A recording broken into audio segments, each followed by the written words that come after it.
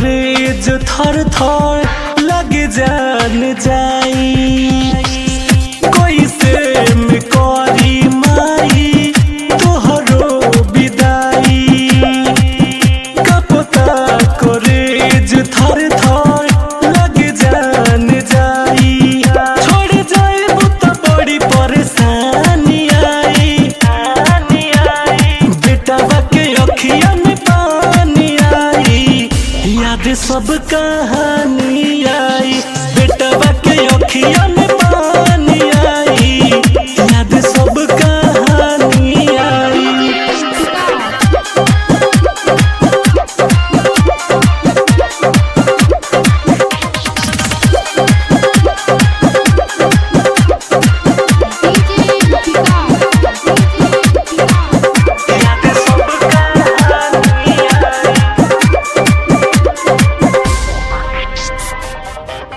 सब कहानी आई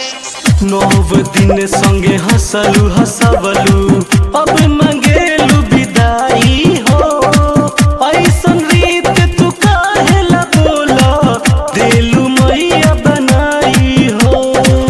देलू मैया बनाई हो 9 दिन संगे हंसलू हंसवलू अब मंगेलू विदाई हो ऐसन रीत तू काहेला बोला देलू मैया बनाई हो भोर पर नहीं आदि जुबानी आई बेटवा के अखिया में पानी आई याद सब कहानी आई बेटवा के अखिया में पानी आई याद सब कहानी आई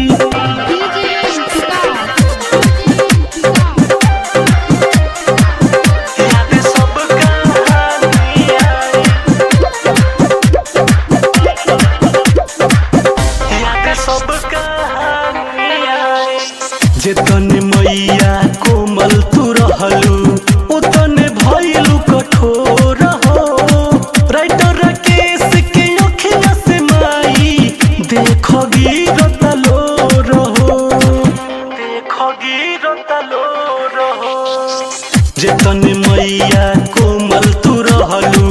उतने भइलू कठोर हो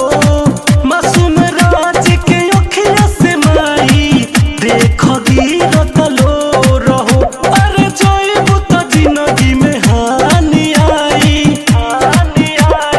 बेटवा के अखिया में पानी आई याद सब का